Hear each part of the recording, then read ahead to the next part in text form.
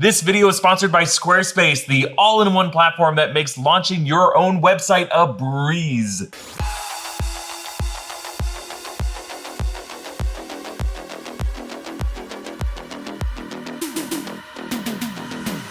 Welcome back to the Breakroom. Superman is now available to purchase on digital, and we're learning all sorts of tea that we can now spill as we pause and rewind on Superman and his secret harem. A harem that is not that secret anymore.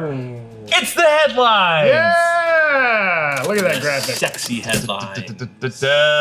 Written by Clark Kent himself, a mild-mannered reporter who just has the best scoops. I don't know how. Very handsome and seems strong. Well, he has hypno glasses. He must, because he's hiding something under that face. I'm Erik Voss. Joining me today, there's nothing hypnotic about those glasses. What you see is, thankfully for us, what we get. John Costa. What you don't know won't kill you, Erik. What, John, do you have hypno pants? Yeah. Hold on, that was from the pre-show, Zach. There's a little tease, folks. The poo went right back up. You gotta watch live. Also joining us on the show, a man who self-proclaimed has the same fetish that Superman has, according to Peacemaker in season 1. If you know, you know. It's Zach Huddleston. I subscribe to any and all Superman fetishes. I think I just watched that episode now. I don't remember. All I remember is that Aquaman fucks fish.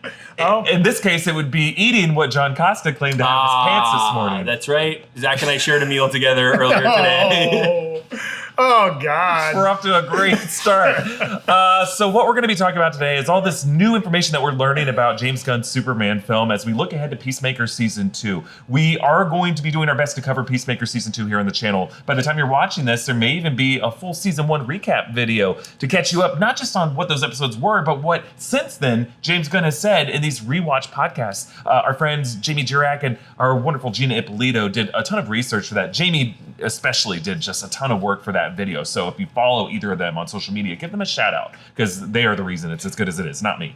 Erik, can I ask you a quick question? James Gunn has said that the reason the release of Superman on digital, PVOD, however you want to phrase it, the timing of it is specifically about Peacemaker Season 2 coming out. Yeah, that's what James Gunn claimed, right? Which I thought was such an interesting statement. A lot of people are saying, Superman's only been in theaters for 35 days. Why would you release it on digital? And his response to that is, well, Peacemaker Season 2 is dropping August 21st, and we wanted to release this the Friday before that so that people had like a week to all get caught up on it, because Peacemaker Season 2 will spoil some things that happen in Superman.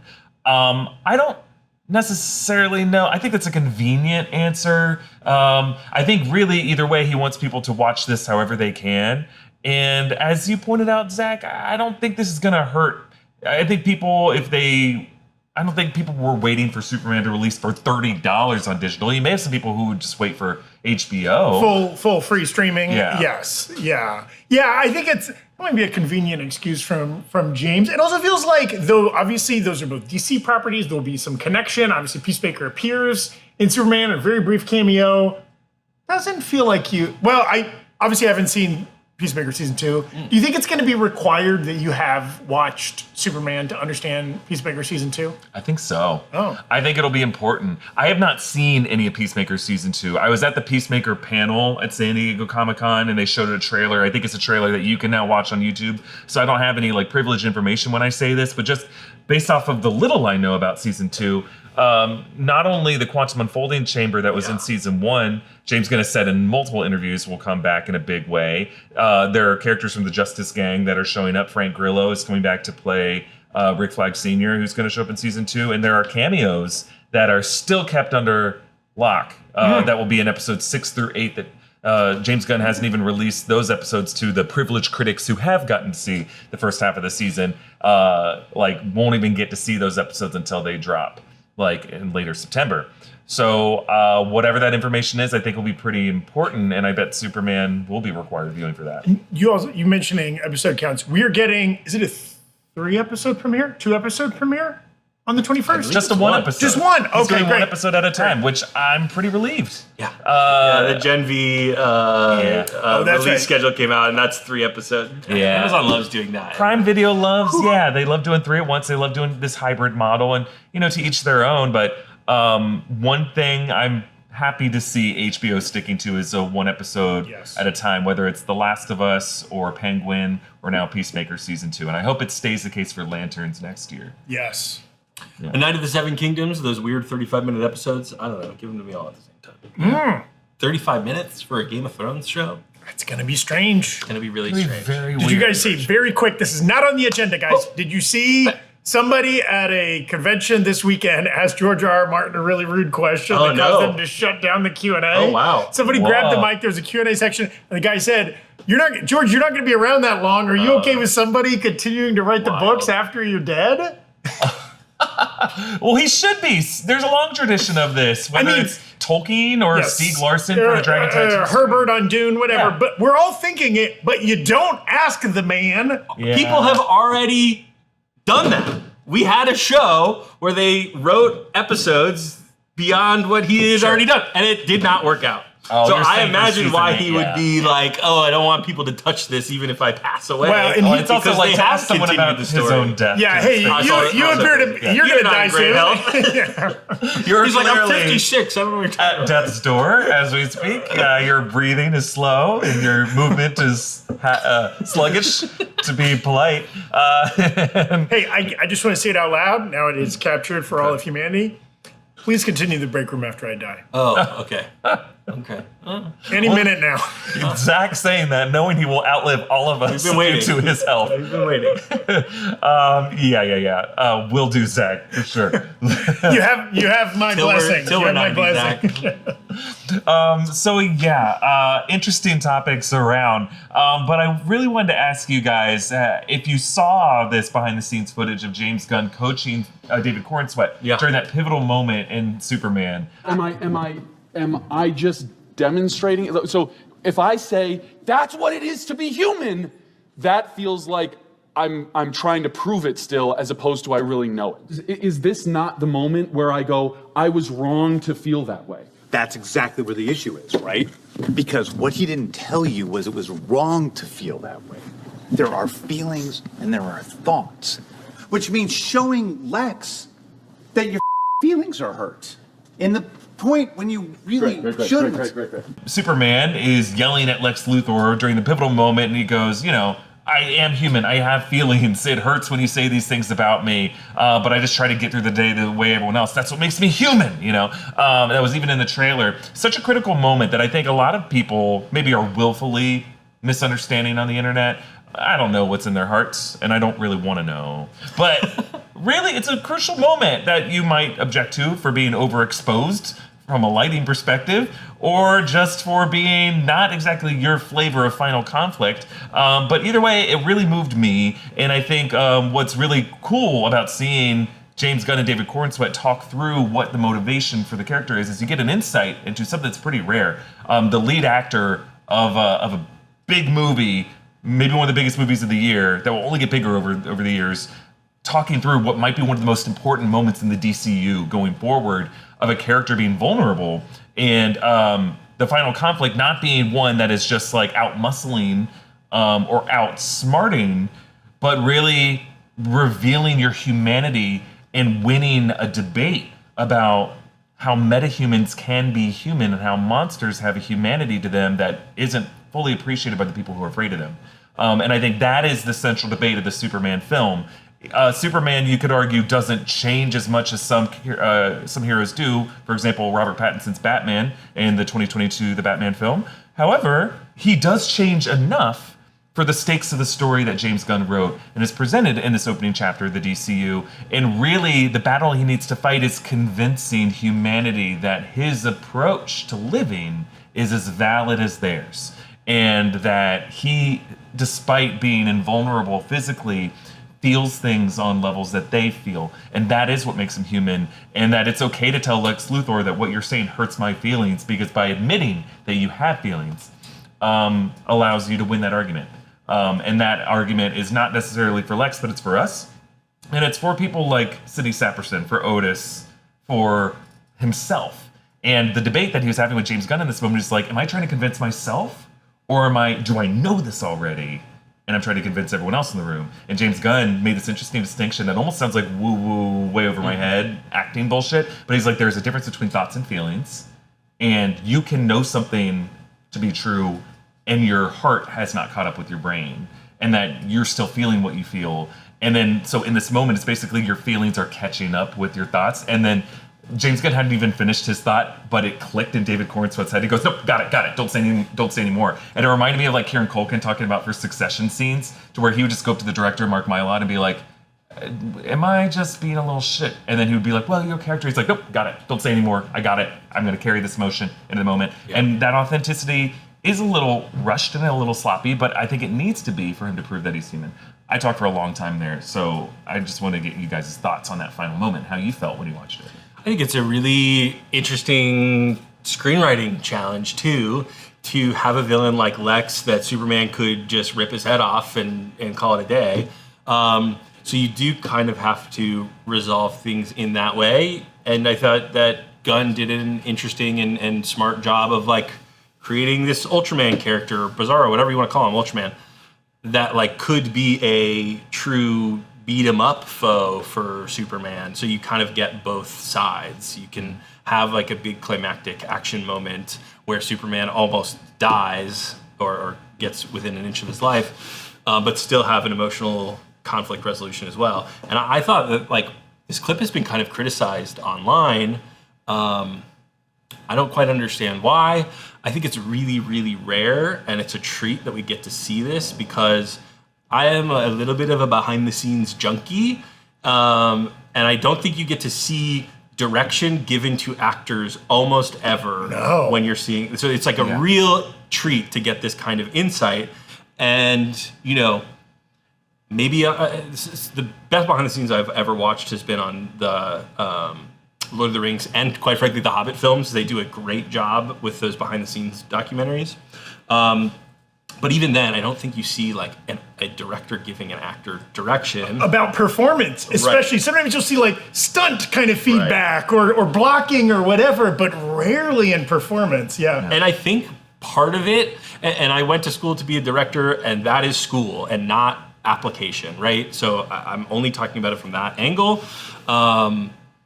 A lot of times you have those conversations with the actor privately. And and that was the one thing I found really interesting, was that like the whole cast and crew was standing around doing whatever, and they were not having like quieted, hushed voices. They were really having a conversation. There's also, whatever. I like this conversation. Let's zoom out even more. I mean, there's even giant swaths of directordom that don't even give that kind of feedback. Famously, David Fincher, Stanley Kubrick, the Coen brothers don't give almost any feedback to their actors. They either have them run it 1,000 times and then pick the one that they liked, or they just cast the right people and let them cook, right? Maybe giving like tiny little notes here or there. Same with Clint Eastwood, right? Well, like Fincher specifically has pioneered this, like, we're going to use this take, but this audio track from a different take, and they combine all these takes and all that kind of stuff. It seems like James Gunn is like, I just want to get the performance. Yes. And I think like kudos to James Gunn and just talking about this moment in this speech, and I think it is like of the movie, and it's been a month since I saw it or whatever, but like, you know, the 5 first memories you have thinking back to that movie,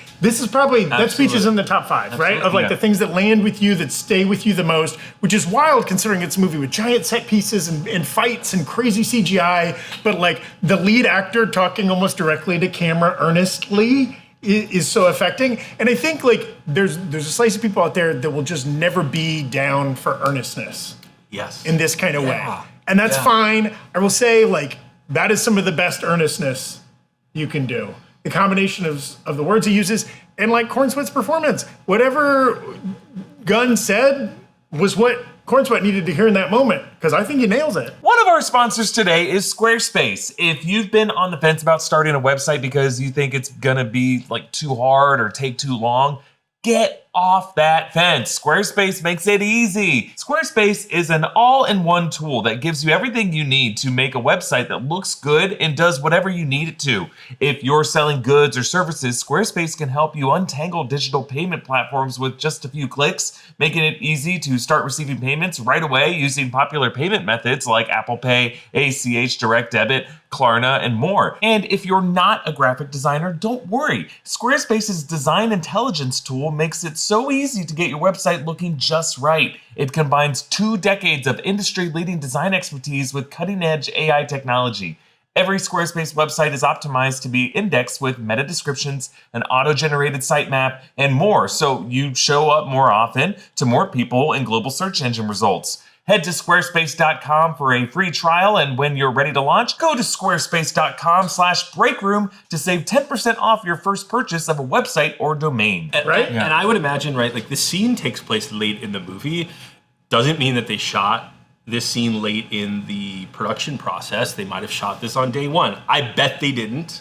It's a really heavy emotional scene. They were too busy shooting the interview with Brosnahan and Corenswet. You would probably want to hold this to the end of your production because it gives your actors time to be in the characters for longer and feel the emotion of those characters. You would probably want to schedule this late. So to your point, Erik, like they probably didn't need to have more conversation. And I don't think David Corenswet in that moment was like being dismissive. He probably had a great shorthand relationship with James Gunn and was like, great, that's exactly what I need. We can go do the shot to make our day and get out of here. Say less. Literally, him cutting off James Gunn in that moment was respecting the rest of the crew's time. Right, yeah. Because he's like, I know we are all on time cards here, and I want us to be able to move on and get home. So I really, clearly two professionals who, this is what good filmmaking looks like behind the scenes. Not to say like if everyone understands the assignment and can just get the shot, that's bad filmmaking, but I think this is a good thing that they're having these conversations because like it's that important to the future of the DCU. Will Superman feel emotions on this level? And does he begin this movie, or at this point in the movie, already knowing this information, he's trying to convince the room? Is it a persuasive argument, or is it a self-actualizing moment? Mm-hmm. And I think the fact that he had that conversation openly with Gunn in front of the first AD and whoever else was around there was also him trying to figure it out with everybody, because he's like, am I also trying to convince the crew here? Like, how big is my audience when I'm making this? Is it a quieter room or is it a bigger room? Do I want the people in the back rows of Lex's operation to be able to hear this too? Or am I just making this quietly with myself and Lex and Mr. Terrific, who's standing nearby? So I thought it was cool that he says this in front of everyone. It wasn't conflict. This is just what creative craftsmanship can look like. And I think James Gunn also wrote this script. This is a unique situation. A lot of the time, the screenwriter is a separate person, but this is why you need the screenwriter on the set on the day. And when the writers strike, you have to shut down production, because if you can't be able to ask the person who wrote that script page what they wanted to convey, you're not going to have a well understood scene when you're editing it later. Right. Or even like, oh, hey, we're doing this scene and the dialogue actually isn't conveying the emotion that I want. Let's change 2 words to make it sound better. Yeah, you can't do that. Yeah. If your writers are striking. It's so cool to see this, and I'm just so grateful. Whoever pulled their phone out, thank you for doing that, because like I think this is like that level of authenticity will be something that future front characters, whether it's Lily Alcock playing Kara Zor-El in a whatever future movie, whoever they cast as Batman, the actor who will be playing Clayface, they're all going to now have permission to approach the characters that they play with the same level of honesty. And there are some people who prefer their films to just be visual aura farming. And if that's you, that's okay. I think it's okay to get your rocks off however you do for movies. Snyder shot down. Yeah, I think it also speaks to, like, I think James Gunn is an actor's director. Yeah. He has a background as an actor. Been married to multiple actors. And He's like, acted himself, yeah. Yes, and he has kind of his repertory players. Was one of the people he was married to his brother, Sean? Well, he's also related to actors. Jenna Fisher.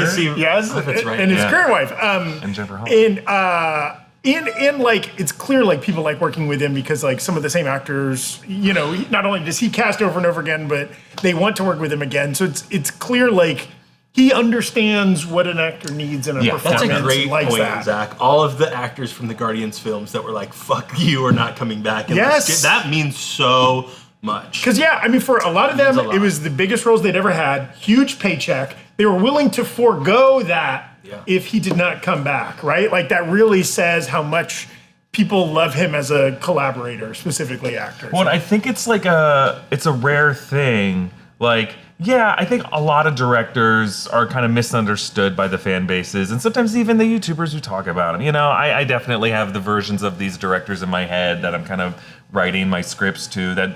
Like, I don't really know who Christopher Nolan is at all. But I think in the case of James Gunn, you guys are right. it does say something that people want to come back and work with him again and again and again. And every project that he works on, there's always some new person or new people in the mix, and those people become as good of friends as the Michael Rooker, the Nathan Fillion, the whoever else who's been on everything. We don't have the pic, but didn't they release when this came out? James Gunn threw a party for the digital release. Oh, really? And he had almost the entire cast Just for a was digital there. release? Yeah. It was like I was going through I was like, oh my God, he got everybody to show up for like Poor- the party at his house. Beau DeMayo is crying himself to sleep tonight hearing that news. We'll get That's into that so sad. later in the episode. I forgot about it. Speaking of friends of James Gunn, who he's embracing, another photo that we saw, Kumail Nanjiani was hugging James Gunn. Now, these guys are both comedians and comedic actors who have worked in LA. It's not surprising that they're aware of each other, but Kumail was someone who is highly speculated to be playing Booster Gold for the upcoming DCU title. Do you guys think there's anything to this photo that points in that direction? Here's what I'll say that I think maybe points away from that happening. Okay. I've watched interviews with Kumail where he has sort of said, we were doing the press tour for Eternals, and it was like the biggest movie I had ever done, and we really believed in the movie, and then reviews started coming out for Eternals that were really negative, and he talked about how that really weighed on him emotionally and really took a toll on him. And so I wonder if he is a little trepidatious to like jump into another huge movie like that. Though you could argue like he maybe feels a lot safer with James Gunn and his hit rate. Yes. Not that Chloe Zhao wasn't on a fucking burner when she made Eternals. She really was. She just won an Oscar for Nomadland. But not in that genre. You're right. Not in that genre. She wasn't on, not in the way that Gunn is. Yeah, again, my man has stayed jacked for years and years. He didn't have to. All the other roles he plays are comedic roles in which he does not need to be ripped, and yet he maintains that musculature. I think he needed to be ripped for Stuber, but that's just my opinion. Yeah, I don't think this means anything more. Like, I'm telling you, James Gunn, we know this, has been around in Hollywood for 25 years and has not made really any enemies. And that is why he has the job that he has. Yes, he has some political enemies online. Dan Cernovich. Or Mike Cernovich, but Mike also, Cernovich, also his father, Dan. His brother. The Sean Gunn Sean and Dan hates John. Sean and Dan are just fucking ops. But no, like they the reason why he survived that cancellation is because literally everyone in Hollywood are like, really, we're gonna do this to this guy? Even what's fascinating, if you James Gunn didn't bother getting into this because at that point it's like there's no point in even arguing like the context of a joke that is on its face as offensive as it is.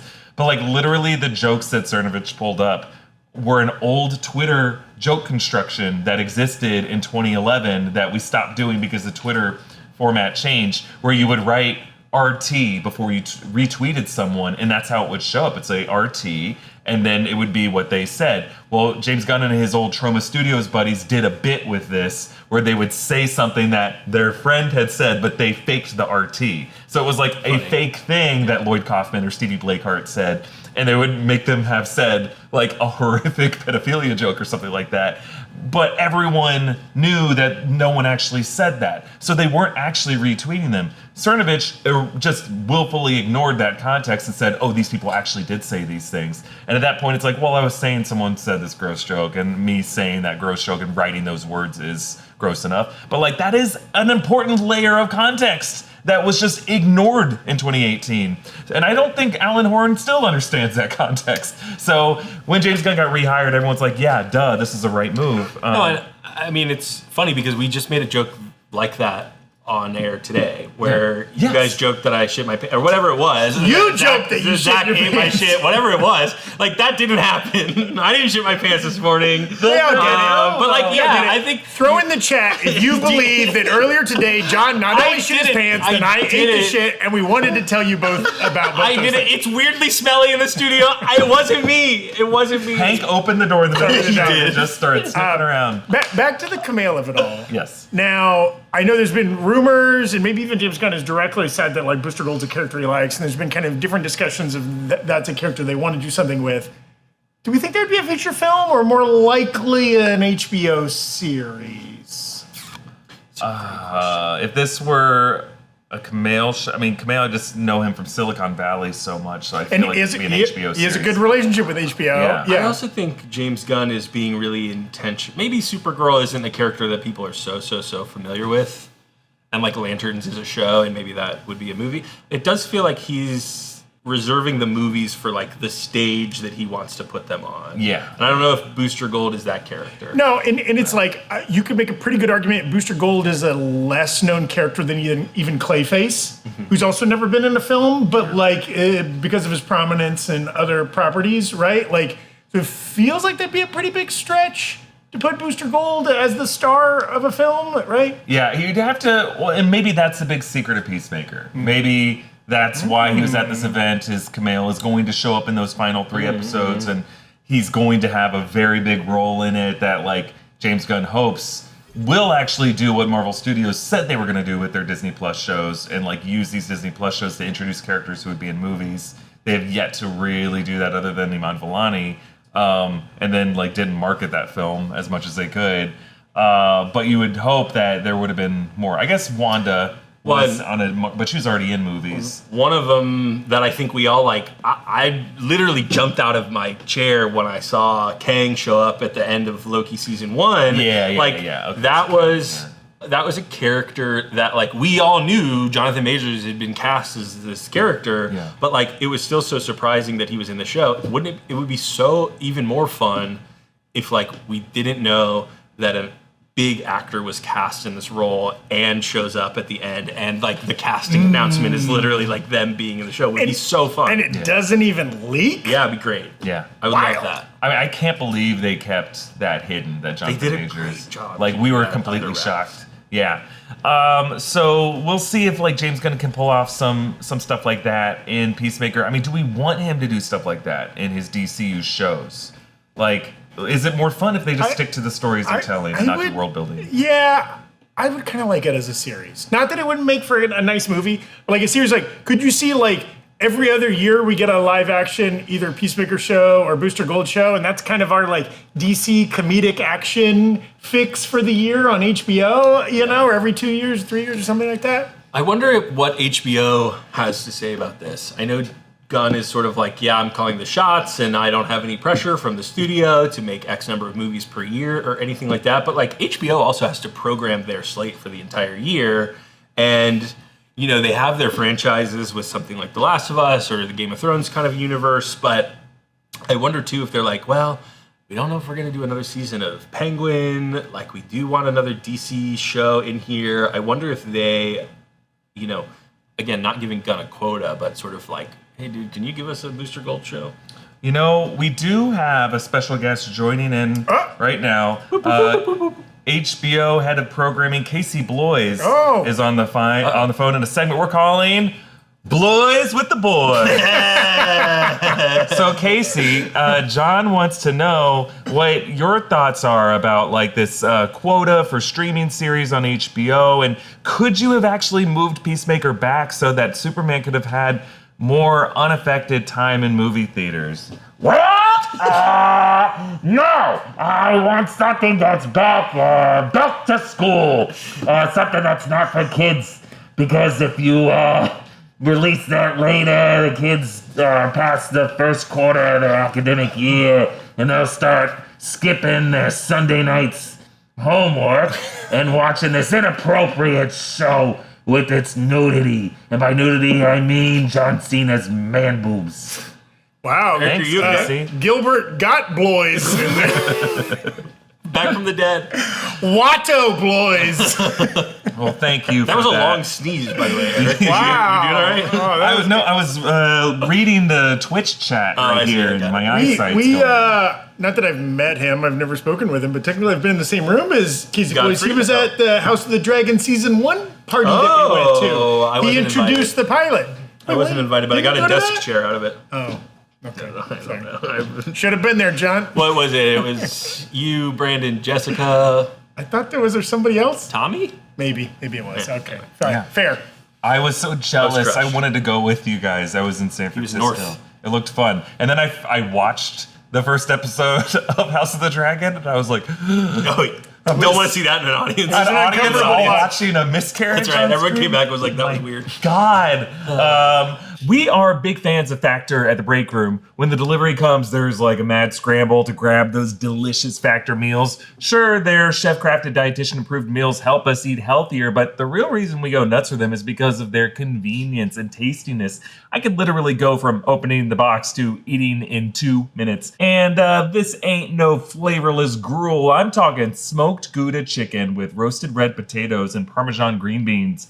I'm at my desk with my ginger teriyaki salmon with forbidden rice less than 5 minutes after I stood up and declared I could eat. Factor can help you feel your best all day long with wholesome smoothies, breakfast, grab-and-go snacks, and more add-ons. There are a ton of options for eating healthy, and now Factor has added more GLP-1 friendly meals and new Mediterranean diet options packed with protein and good-for-you fats. Eat smart at factormeals.com/breakroom50off.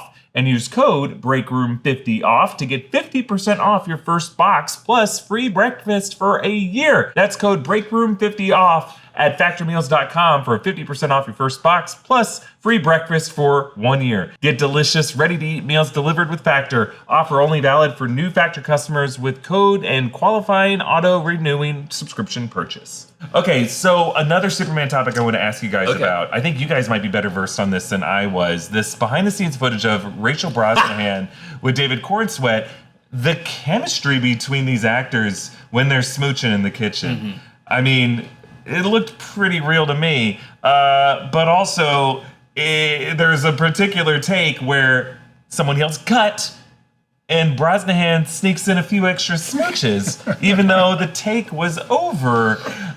This has led to this Zapruder-esque investigation of some social media reactions of Rachel Brosnahan's husband, and particularly a photo that he took with his wife and David Corenswet, where he's standing on his tippy toes to try to match the height. And there's been other things that, can you inform me on the deal? And we're going to get Brosnahan's husband on the phone at some point, I think, in the next couple of minutes. I haven't actually seen the extra smooches clip. Here's what I'll say. As someone who doesn't know any of these people. That's kind of weird. Now, sometimes it's like you don't know when the first AC is actually going to hit cut, and you want to be in the moment and make sure that like the full, roll or the digital file is usable. I think as again, someone who went to school to be a director, one of the lessons that I had to learn the hard way is like you let the take roll like 3, 4, 5 seconds longer than you think you need to. So maybe the actors were just asked to like really stay in it until we pull you out of it. Also, benefit of the doubt, if this is the 15th take of them doing smooches, and they've literally done 15 smooches, what does it matter? Maybe it's almost a bit between them of like, here's a couple more, we've done so many smooches. That's it. And now, they're not passionate smooches. There's no tongue, there's no open mouth. Okay. They're more like pecks, but they're cutesy, and she's smiling. Look, she's smiling. Also, I mean, we all, again, you referenced the Rehearsal Season 2 episode earlier today. Like, I don't know. When you are an actor, a lot of actors have different methods. But I do think that like you try to be as present and in your character as possible, and maybe sometimes that happens to bleed into a relationship with a coworker. I think you're an actor. It's acting. Yeah, sure. A lot of times on-screen romances turn into real-world romances. I think we're really this poor guy and Rachel Brosnahan and David Corenswet. Like I do feel for all of them. It's not worth the scrutiny. I mean, the only reason I think it's being scrutinized as much as it is that photo is really fucking funny, that they're all standing together and David Corenswet is very nonchalant and the husband is on his tiptoes. That's pretty hilarious. And he liked an Instagram comment that was like, it's so funny that you're being cucked, maybe you should get a divorce. That's crazy. But also, maybe he just liked it because like that is an insane thing to say. It's not. Maybe that was his buddy making the comment. It's like hilarious. It's just razzing him. Yeah, I also think we've been warped over the last, the entire history of Hollywood is filled with these kinds of stories, but like the intensity and emotion of filming a movie together, where you are spending long days together, possibly on location, right? They're all in Cleveland or wherever they had to go, right? Yeah, and also when you're in Cleveland, Hey, it's hot in Cleveland, That's right. I've heard. And you know, there's a long history of like people leaving their significant others for somebody that they shoot a movie with, or make do a play with, or whatever. And more recently, Were you gonna say shoot a porno with? I was going to say shoot a play, but that's not the verb you use for doing a theatrical Sometimes they shoot performance. those plays. But more recently, we've had these very well publicized, like kind of like publicity circuit romances.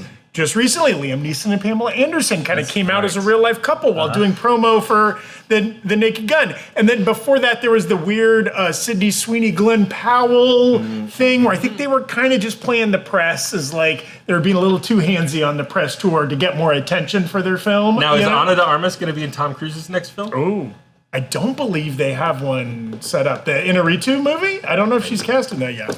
Ewan McGregor destroyed his marriage and family so that he could be with Evan Rachel Wood after shooting Fargo season 3. Yep. And this wasn't on the press tour, but Ariana Grande and SpongeBob, you know, they got together. They didn't even share a damn kiss in the movie. Does that relationship last past Wicked for Good?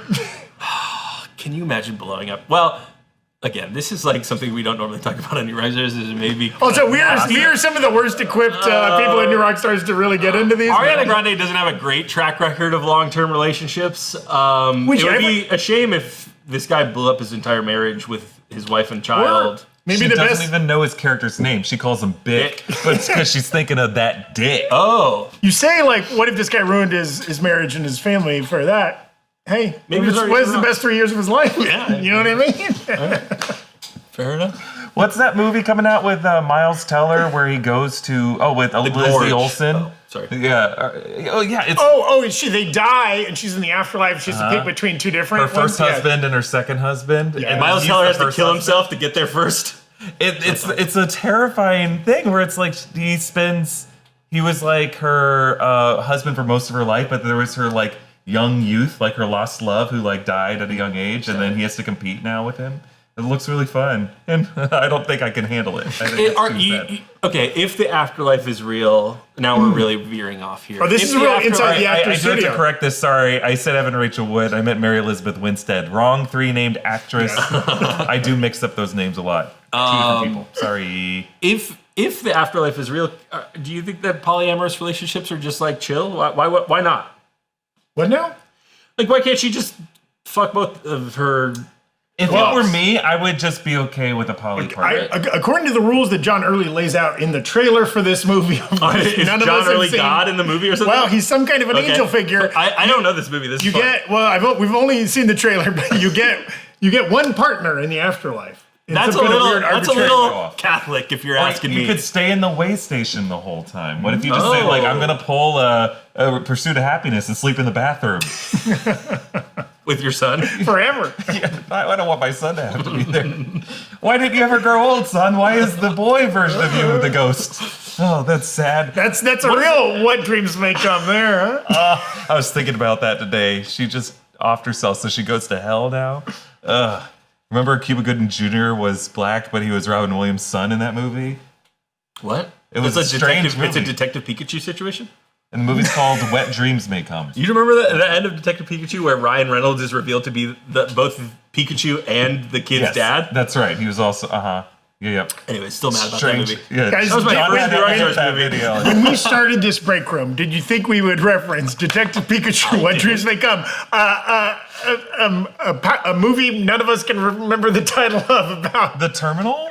Forever? Is that it? The Terminal with Tom Hanks? Now, No. if the Terminal and the Terminal List ever cross paths, I will watch everything that Elizabeth Olsen is in. That's where I'm at. Right oh, now. have you seen the what's the movie she has that's already out on streaming? It was an A24 joint.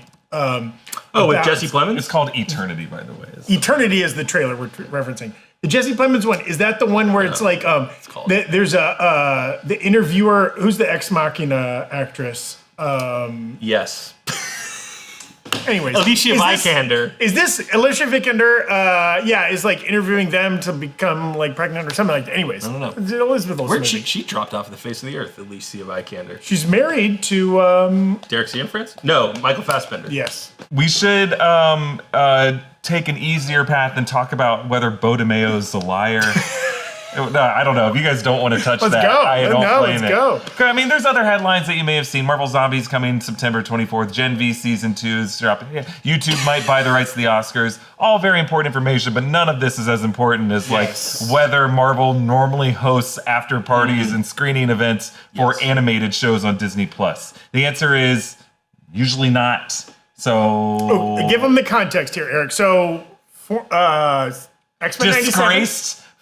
Disgrace. X-Men 97. That's his new prefix. and creator and former head writer, Beau DeMayo. And OnlyFans creator, Beau DeMayo, is Yes, a creator has been on. I'm a former subscriber to Beau DeMayo's OnlyFans. It's true. and future subscriber. There's an episode of Does he the ever- underground show Danger Room in which you can hear myself and Brandon Barrick go through Beau DeMayo's OnlyFans in audio form. Are there any diaper pics on the OnlyFans? No. Okay. Why? Because it was previously established in this episode that you have a fetish for poo-poo pants. No, it was not. This is all diapers. bits. It's not part of the. We're crossing. Yeah, that's a different fetish. I have heard that people who have a diaper fetish, a lot of times they're using the diaper.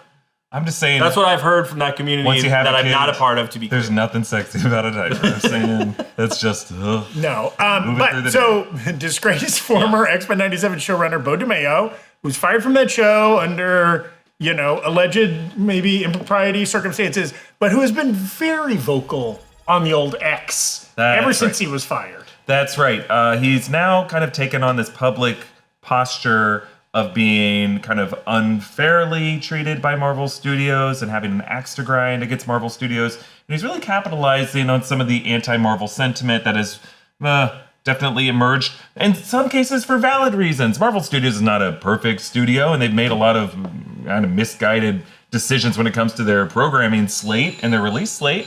But the things Beau DeMayo is accusing them of are things that are fairly unfounded. I'm not going to go accusation by accusation, and I was not in the room for these things. However, we at New Rockstars do know people who shared a room with you, Beau DeMayo, and all I have to say to you is maybe tweet less, because it's only going to get worse for you if those accusations and those receipts do come to light, because we know what you did. I was just on a boat with this person recently. I don't know why the boat is relevant to this company. The boat DeMayo of the... The Beau DeMayo! Look, here's all I'll say. All of this stuff is alleged. It happened. The guy deserved to be fired. Yep. Period. End of story. Well, and it's also interesting. Per Eric's, he's definitely like he's cultivated like kind of a victimhood and like if only they listened to me, Marvel would still be doing great. And every good idea they tried to shoot down, and every bad idea I tried to shoot down, and all this kind of stuff. Which in general, when somebody takes on that persona, whoever they are, there's a rich layer of bullshit in there. Yeah. But in particular, he has cited some things that like also from industry knowledge just are not normal things, right? Like you kind of cited something earlier. Yeah. Eric. So one of the things he kind of went on a tear over the weekend, saying that like Kevin Feige didn't even show up to the X-Men 97 screening event that they hosted. He couldn't even be bothered with it. And that Kevin Feige was jealous, according to Beau DeMayo, that fans of X-Men 97 were saying this is what Marvel movies should be doing, and we're comparing the stories on X-Men 97 to the Marvel movies.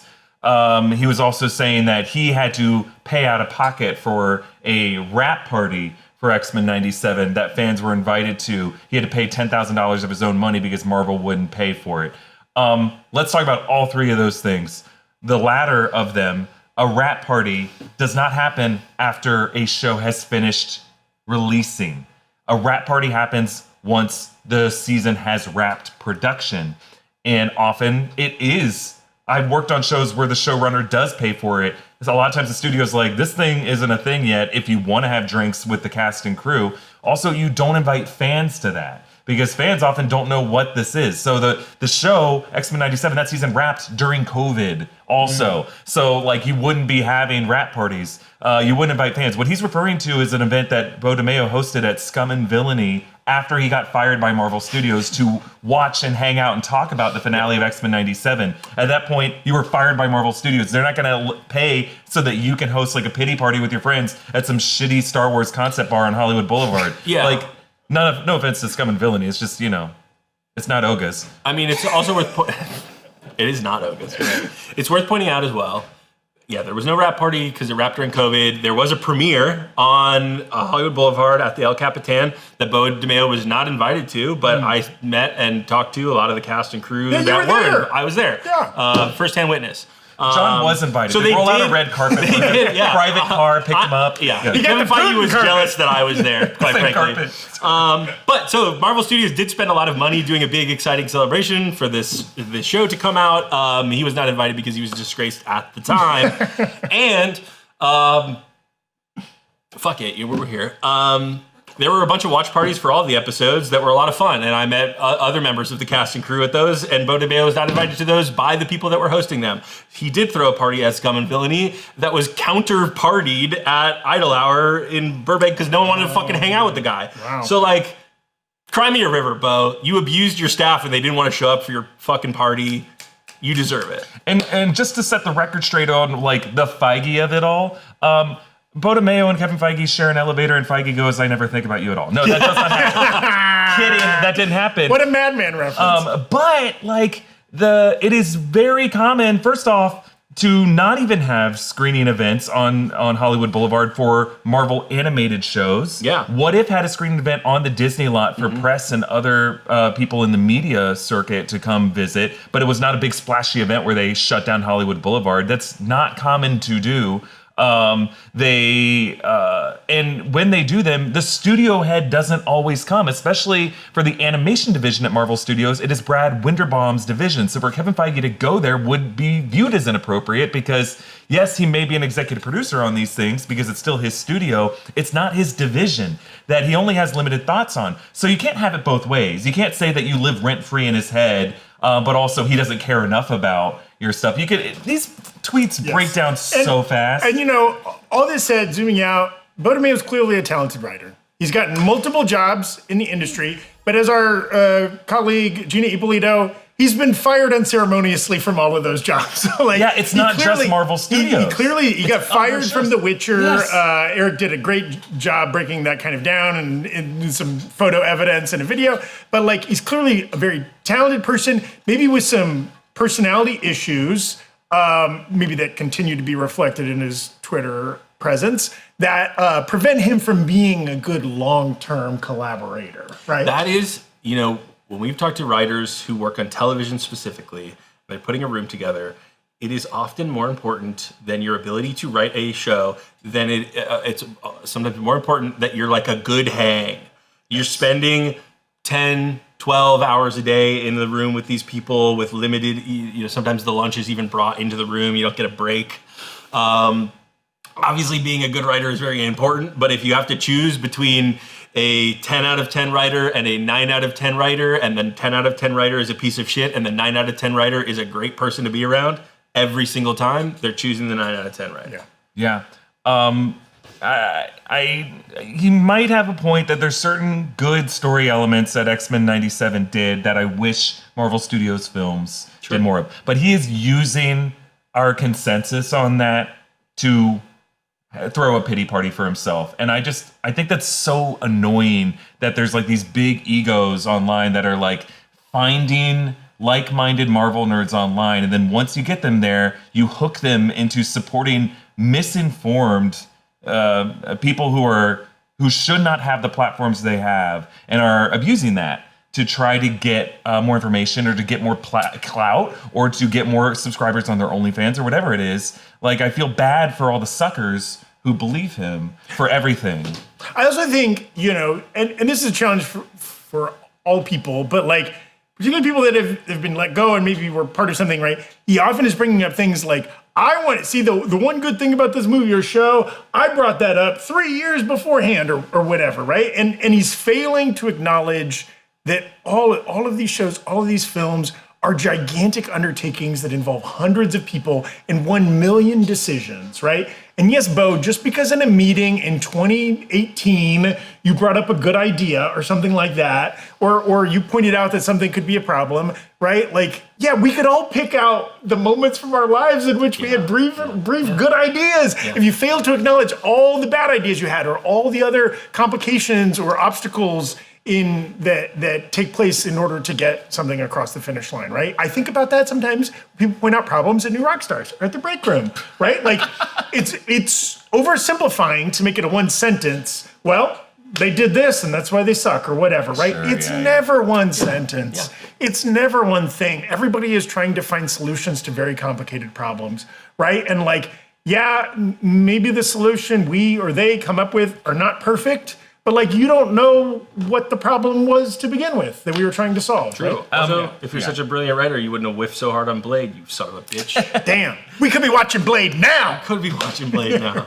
But you know what? I think a lot of you are like, we know, like we get it, and I think it's not that hard to just look at these statements even on their surface and be like, this guy's full of shit. Like, and the older you get, trust, if you're young right now and you think like, whoa, new Rockstars, they're defending Marvel too much. It's because Marvel pays them to do it. Nope. Trust me. Get to your 30s, get to your 40s, work at more than one place in your life, meet some people, have multiple roommates, move out of wherever you are with your parents and join a kickball league and talk to people in the world. And you will see that people who do this online are bullshit grifters who are trying to work through something in the worst possible way to work out something. Yeah. People lie on the internet. We lie on the internet That's as well. right. I did shit my pants earlier today. And, John, there's I lied about it. There's lies on truths cloaked in a reality. Yeah, that's the worst way to work through it. The best way to work through it on live stream, on YouTube and Twitch, right. here at the Breakroom. Come on the show. What a show we've had today, huh, folks? We've gone through so much together, everyone. But you know what? One thing we haven't done is shout out the wonderful people who have made it.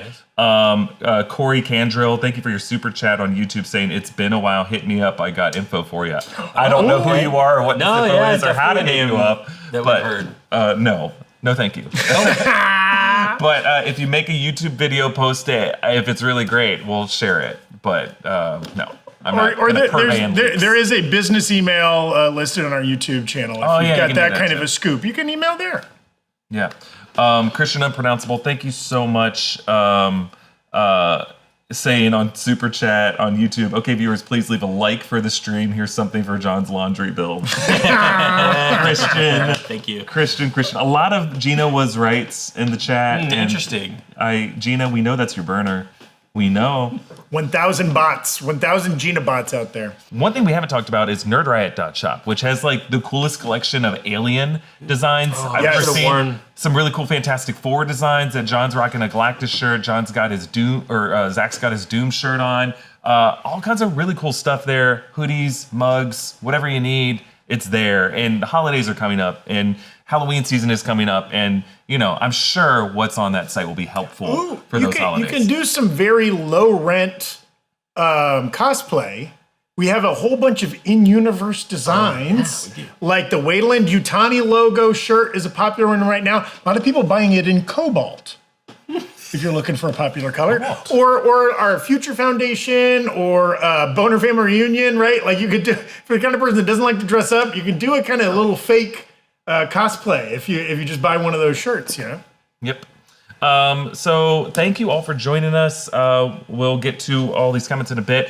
Thank you to Zach Huddleston for joining us today. Thank you for John for joining us today. I've been Erik Voss, and a huge thank you to Brian Kim, who's been running the live stream and handling all the stuff behind the scenes for this show, and we'll be editing it later. We love you, Brian, for this. You guys should have seen him punching the computers to get this stream going. You're right. That's what when was just saying 1A, 1A. Thank you all, and subscribe to everywhere New Rockstars is. We appreciate your support. Bye bye, everybody. Bye.